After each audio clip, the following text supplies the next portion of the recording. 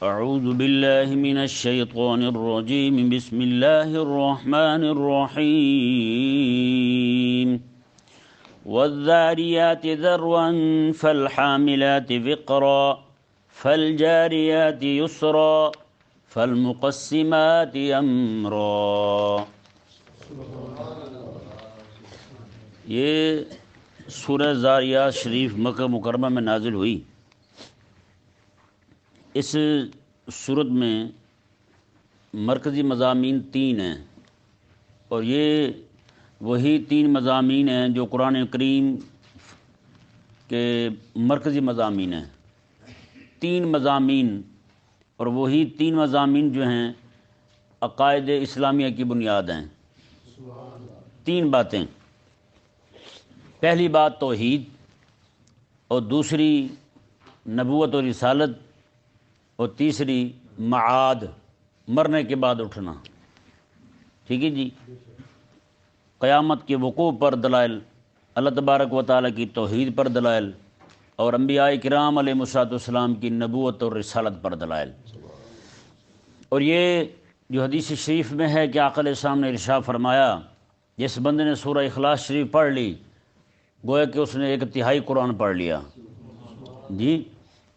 اس کے پیچھے وجہ اور سبب بھی یہی ہے، کیونکہ قرآن کریم کے 3 مضامین ہیں، مرکزی مضامین 3 ہیں، توحید ہے، نبوت اور رسالت ہے، اور سورہ اخلاص شریف جو ہے یہ ساری کی ساری توحید ہے، ساری کی ساری توحید پر مبنی ہے۔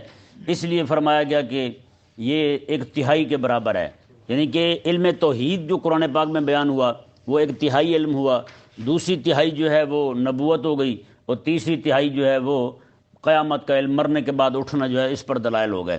تو اس لیے سورہ اخلاص شریف جو ہے چونکہ یہ ساری کی ساری علم توحید پر مشتمل ہے تو اسی پر مبنی ہے، تو اس لیے فرمایا گیا کہ جس نے سورہ اخلاص پڑھ لیا اس نے 1/3 قرآن پڑھ لیا، یعنی علم توحید اس نے پڑھ لیا۔ یعنی اللہ تبارک و تعالی نے پورے قرآن میں جو توحید بیان فرمائی ہے نا، اس کا خلاصہ سورہ اخلاص میں بیان فرما دیا ہے۔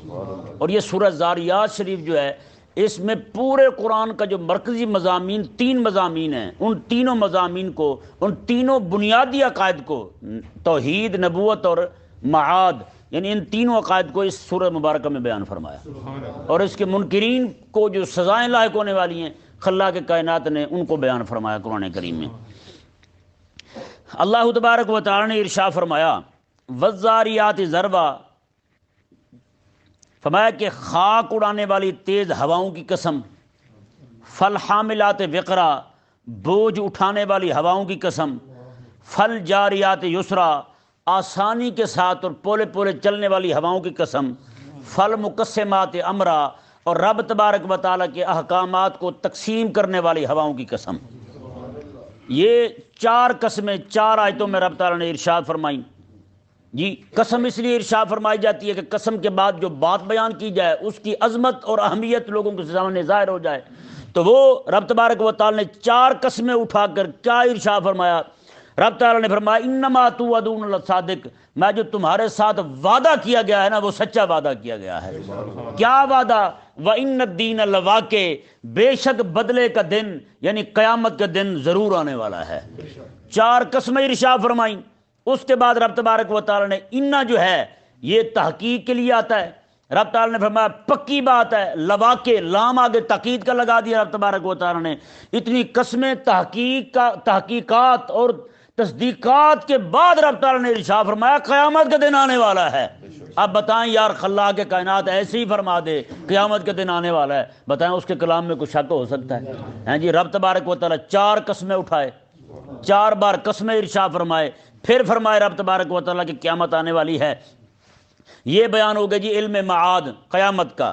آگے دیکھیں جی، والسماء ذات الحبک انکم لفی قول مختلف، اس آیت مبارکہ میں رب تبارک و تعالیٰ نے نبوت کا دفاع فرمایا ہے جی۔ پہلے قیامت کے وقوع پر جو لوگوں کے الزامات تھے، رب نے 4 قسمیں اٹھا کے لام تاکید کا لگا کے اس عقیدے کو مبرہن فرما دیا، مدلل فرما دیا، مزید یعنی اسے واضح فرما دیا۔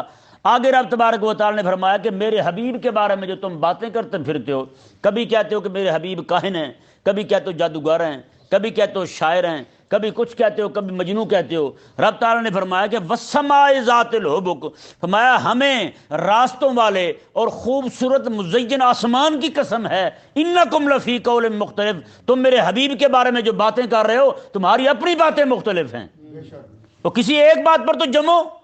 کبھی کسی کو کہتے ہیں کہ یہ شعر کہتے ہیں، ان کے پاس نہ جاؤ، کبھی کہتے ہیں یہ مجنوں ہیں، ان کے پاس نہ جاؤ، کبھی دیوانہ کہتے ہیں، کبھی کچھ کہتے ہیں۔ رب تبارک و تعالی نے میں تمہاری اپنی باتیں ہی ایسی ہیں۔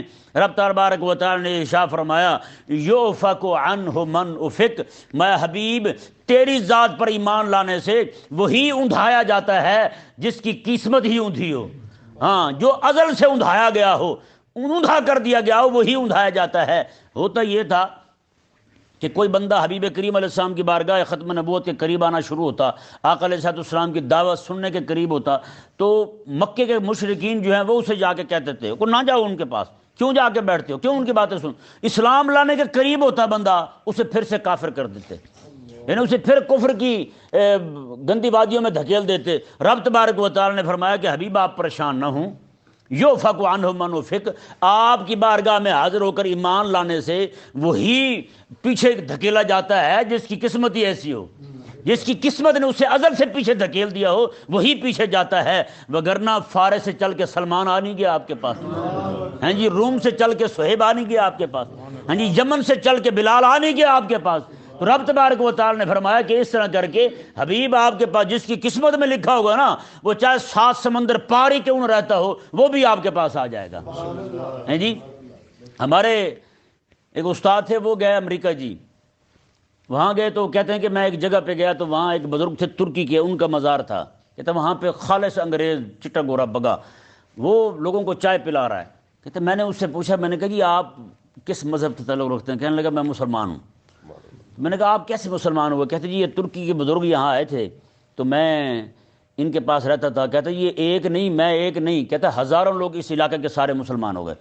میں نے کہا انہوں نے کیا سنایا تھا؟ انہوں نے کہا سنایا تو کچھ بھی نہیں، ان کی زبان ہمیں سمجھ نہیں آتی تھی، ہماری انہیں سمجھ نہیں آتی تھی۔ کہتے ہیں بس انہوں نے رسول اللہ علیہ السلام کی سیرت کا عملی نمونہ اپنے اوپر سوار کیا ہوا تھا، ہاں جی، اپنے آپ کو آقا علیہ السلام کی سیرت میں ڈالا ہوا تھا، بس انہیں دیکھ کے ہم رسول اللہ علیہ السلام کے غلام بن گئے۔ ہاں جی، بتائیں، جن کی قسمت میں لکھا ہوا ہو مسلمان ہونا وہ یوں بھی ہو جاتے ہیں، ہے یا نہیں؟ جن کی قسمت میں نہ ہو وہ امام الانبیاء علیہ السلام کو دیکھ کے بھی کلمہ نہیں پڑھتے۔ ابو جہل ابو لہب ایسے تو ذلیل ہوئے ہیں۔ اللہ اکبر۔ رب تبارک و تعالی نے ارشاد فرمایا جی دیکھیں، اللہ اکبر، قتل الخراسون، رب تبارک و تعالی نے فرمایا یہ اندازے لگانے والے مر جائیں۔ یار یہ رب کا کلام ہے، ہیں؟ آج ہم کہیں نا کسی کو اللہ کرے یہ مر جائے، نبی علیہ السلام کا دشمن، صحابہ کا گستاخ مر جائے، تو کہتے ہیں بڑی سخت دعا کر دیے، آپ ان کی ہدایت کے لیے دعا مانگتے ہیں؟ ہمیں کہتے ہیں، میں نے کہا رب کیا کہہ رہا ہے؟ رب کہہ رہا ہے قتل الخراسون، یہ اندازے لگانے والے مر جائیں، تباہ ہو جائیں یہ اندازے لگانے والے ہیں۔ حبیب کریم علیہ السلام کے پاس آ کے کہتے ہیں کہ حبیب وہ قیامت کب آ رہی ہے، کس دن ہوگی؟ رب تعالی نے فرمایا الذین هم فی غمرتہم ساہون، میں یہ تو نشے میں دھوتے ہیں، یہ نشے میں بھولے ہوئے ہیں، انہیں کچھ سمجھ نہیں آ رہی کیا کہنا ہے کیا نہیں کہنا۔ ہاں جی، رب تبارک و تعالی حبیب کریم علیہ السلام پر اعتراض کرنے والوں کو رب نشئی فرما رہا ہے، رب فرما رہا ہے یہ نشئی ہیں، ہماری زبان میں جہاز کہتے ہیں نا، میں یہ نشئی ہیں سارے، انہیں کچھ پتہ، جیسے نشئی کو کوئی پتہ نہیں چلتا، اس ہمارے رب تبارک و تعالی انہیں بھی کوئی پتہ نہیں چلتا، کوئی سمجھ نہیں انہیں کیا کہہ رہے ہیں۔ ما یسألون ایان یوم الدین، یہ آپ سے آ کے پوچھتے ہیں کہ کب آ رہی ہے قیامت، بدلے کا دن کب ہے؟ رب تعالی نے کیا ارشاد فرمایا؟ حبیب آپ انہیں پولے پولے جواب دیں، آپ انہیں سمجھائیں کہ نہیں ایسی باتیں نہیں کرتے، ایسے سوالات نہیں کرتے۔ میں نہ حبیب آپ انہیں فرمائیں یوم ہم علی النار یفتنون، یہ اس دن آ رہی ہے جس دن تمہیں آگ پر تپایا جائے گا، آگ پر بھونا جائے گا تمہیں، جیسے کباب بھونتے ہیں، سیخ ڈال کے نا جی آگ پہ الٹا سیدھا کر کے تپاتے ہیں، بھونتے ہیں اسے۔ رب تعالی نے فرمایا کہ حبیب آپ فرمائیں انہیں یوم ہم علی النار یفتنون، یہ اس دن ہوگا جس دن تمہیں تپایا جائے گا، کیا جس دن تمہیں جلایا جائے گا اور ساتھ کہا جائے گا۔ اب بتائیں جی، ایک بندے کے سر میں شدید درد ہو، اوپر سے کوئی بندہ کھڑا ہو کہ ہاں جی سنائیں پھر کیا حال ہے، کیسے جواب آئے گا؟ اور اوپر سے کہ ہاں بھی سنا بھی مزہ آ رہا ہے، وہ کہ میرے سر میں درد ہے، تو کہتا ہے مزہ آ رہا ہے۔ رب تعالیٰ نے کیا ارشاد فرمایا، میں حبیب آج تو یہ آپ کے فرمانے سے ذلیل ہو رہے ہیں نا کہ تمہیں جس دن آگ پہ تپایا جائے گا وہی دن قیامت کا ہوگا۔ رب تبارک و تعالیٰ نے ارشاد فرمایا کہ حبیب آپ انہیں ساتھ یہ بھی فرما دیں ذوقوا فتنتکم، جس دن تمہیں آگ پہ تپایا جائے گا نا ساتھ یہ بھی کہا جائے گا ہن چاؤ چس، ہن چکو مزے، ذوقوا فتنتکم، اپنی بدماشیوں کے مزے اٹھاؤ اب تم ہیں۔ پھر کہا جائے گا ھذا الذی کنتم بہ تستعجلون، اور یہی ہے وہ دن جس کا تم دنیا میں جلدی مچایا کرتے تھے، جس کے بارے میں تم کہتے تھے وہ آیا نہیں قیامت کے دن۔ پھر رب تبارک و تعالیٰ فرمائے گا یہ آ گیا ہے۔ پھر اللہ تبارک و تعالیٰ نے ارشاد فرمایا ان المتقین فی جنات وعیون، میں بے شک پرہیزگار لوگ جو ہیں یہ جنتوں میں اور چشموں میں ہوں گے، آخذین ما آتاہم ربہم، جو کچھ انہیں ان کا مولا عطا فرمائے گا وہ لے رہے ہوں گے۔ جو رب ان کا عطا فرمائے گا اسے رب تبارک و تعالیٰ کی طرف سے ملنے والے انعامات وصول کر رہے ہوں گے۔ انہم کانوا قبل ذالک محسنین، رب نے ارشاد فرمایا وجہ یہ ہے کہ یہ دنیا میں ہی نیک تھے لوگ، دنیا میں نیکی کرنے والے تھے۔ کانوا قلیلا من اللیل ما یہجعون، سبحان اللہ، یہ زندہ دلان لاہور جنہیں کہتے ہیں نا ساری رات جاگتے رہے اور دن کو پٹاخے چھوڑتے رہے، یہ زندہ دلان نہیں ہے۔ اس آیت مبارکہ میں رب تبارک و تعالی نے زندہ دل بندے کی شان بیان فرمائی۔ میں کانوا قلیلا من اللیل ما یہجعون، یہ وہ لوگ ہیں جو رات کو تھوڑا سوتے ہیں، رات کو تھوڑا سوتے ہیں، اور وبالاسحار ہم یستغفرون، اور سحریوں کے وقت اٹھ کر رب تعالیٰ سے بخشش مانگتے ہیں۔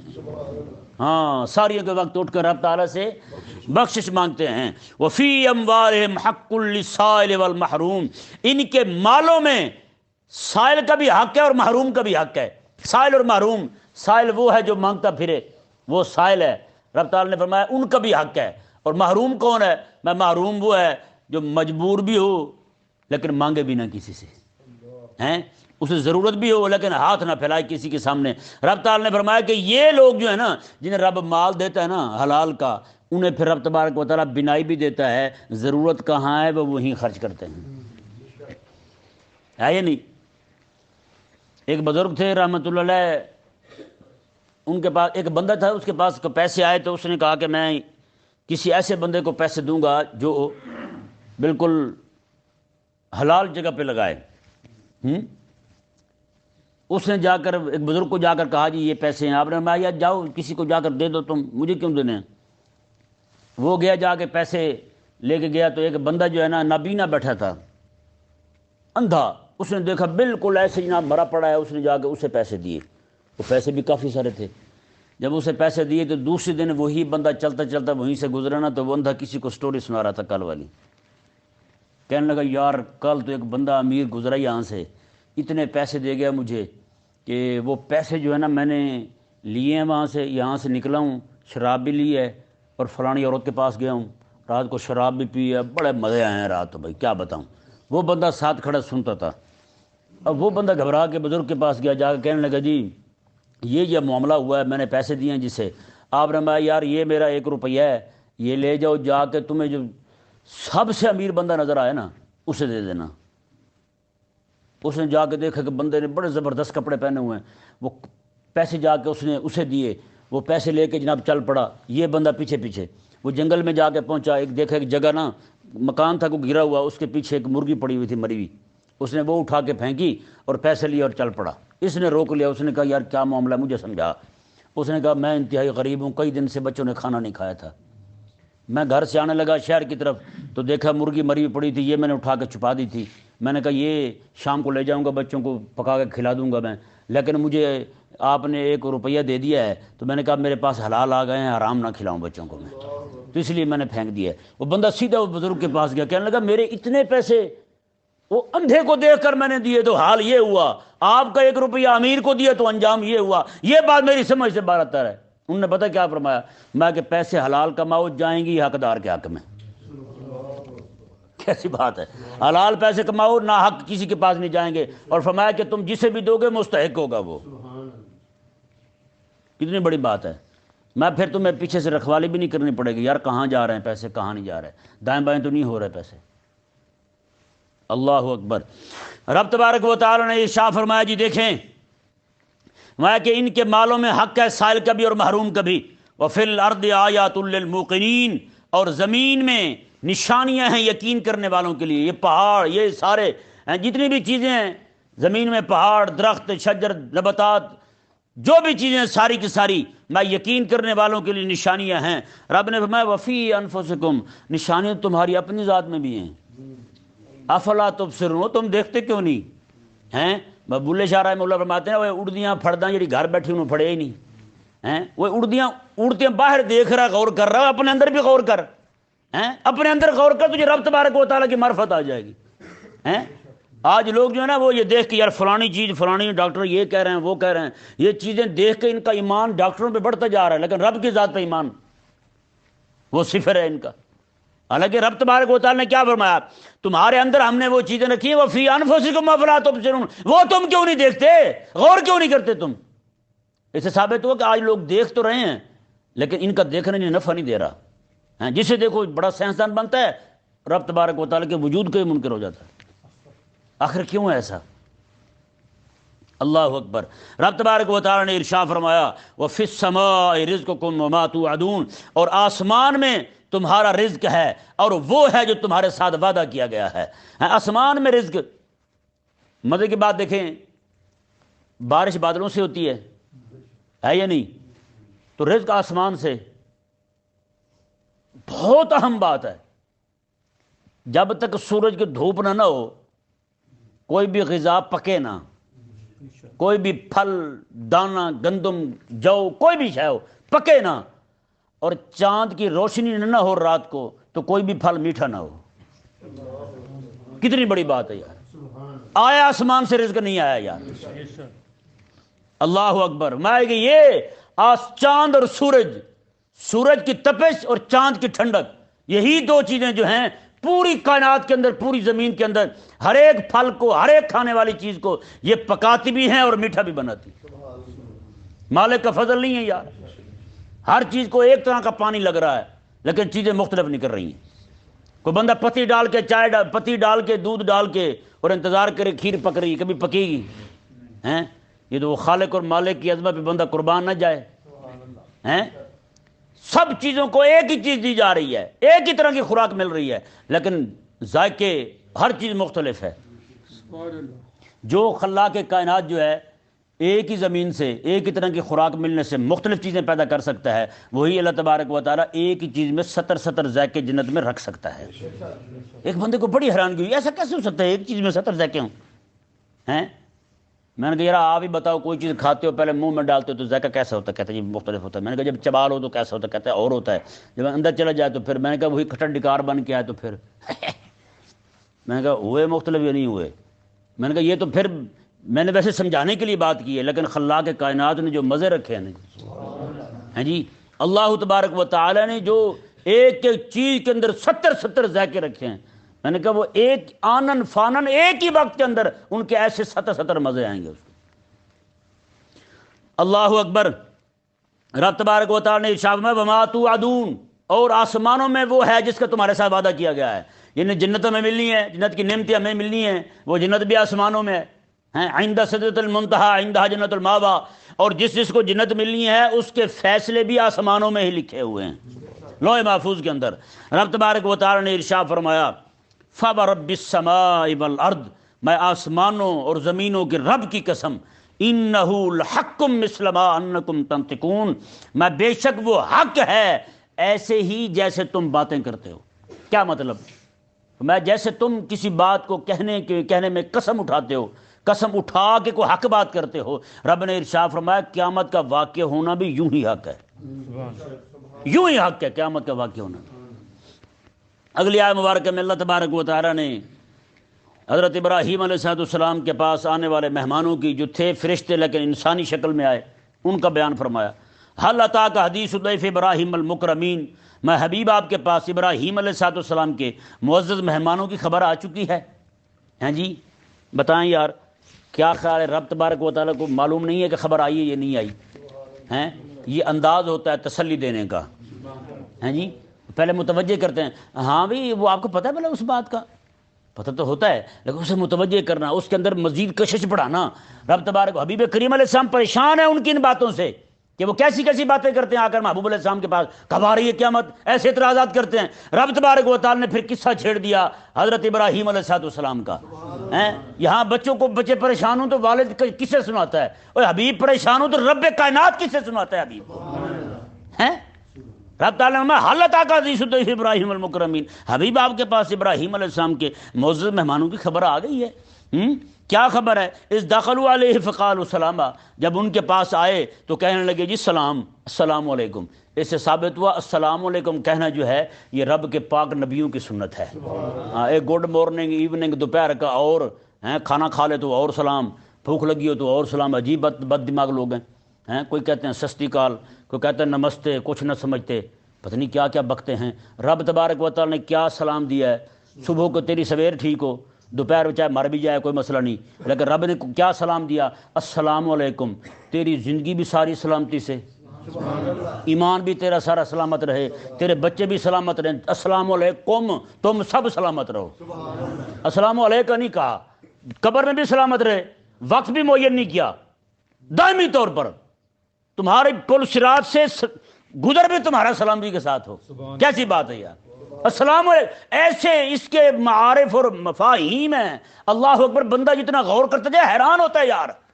تو پھر ہندوؤں سے ایسی چیزیں لینا کیا مطلب ہے اس کا، بتائیں۔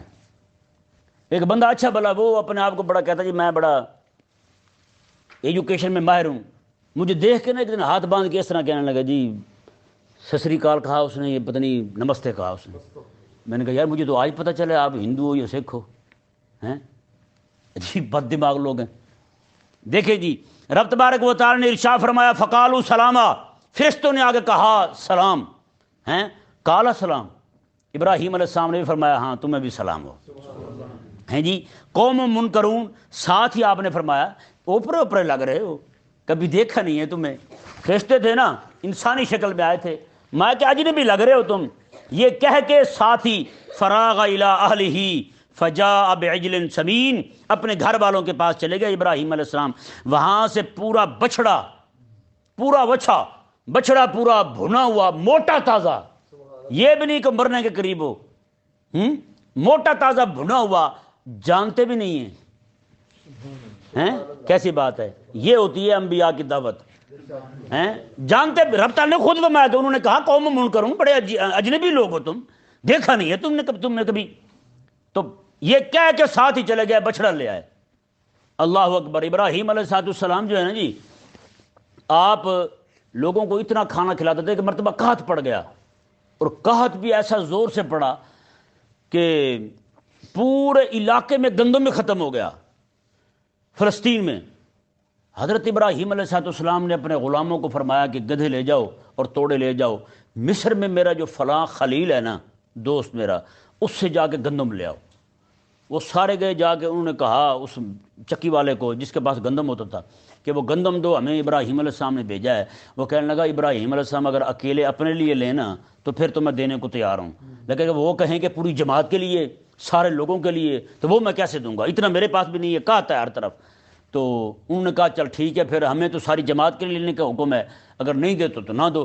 وہ وہاں سے واپس نکلے تو دل میں خیال آیا کہ مہمان جو وہاں پڑے ہوئے ہیں، لوگوں نے اتنے دنوں سے ڈیرے لگائے ہوئے ہیں، کہیں انہیں اچانک پتہ چلے کہ ہم خالی ہاتھ آئے ہیں، کہ ان میں سے کوئی دکھ سے فوت ہی نہ ہو جائے۔ کتنے دن انتظار کیا اور ملا بھی کچھ نہیں۔ انہوں نے کیا کیا، توڑوں کے اندر ریت بھر لی، ریت بھر لی توڑوں کے اندر، وہ ریت بھر کے نہ لے آئے۔ ابراہیم علیہ السلام ابھی پچھلی رات کو سوئے ہوئے ہیں، آپ کی گھر والی روٹیاں بنا رہی ہیں، خواتین مل کے روٹیاں بنا رہی ہیں۔ ابراہیم علیہ السلام بیدار ہوئے، فرمایا کہ آ گیا آٹا؟ انہوں نے کہا جی آ گیا، یہ گندم بڑا بہترین تھا، آپ ہمیشہ اسی سے منگوایا کریں۔ میں کس سے آیا ہے؟ انہوں نے کہا جی آپ کے مصری خلیل سے۔ میں مصری خلیل نے بھیجا، یہ عرش والے خلیل نے بھیجا ہے۔ وہ تو ریت بھر کے آئے تھے، ریت بھر کے آئے تھے ابراہیم علیہ السلام کے پاس، لیکن رب تبارک و تعالی نے اسے گندم بنا دیا۔ ہیں جی اندازہ لگائیں، وہ ابراہیم علیہ السلام بازی بچڑا لے کے آئے، ان کے سامنے رکھ دیا، فقربہ الیہم، ان کے قریب کر دیا، رکھ دیا، وہ کھانا شروع نہیں کر رہے۔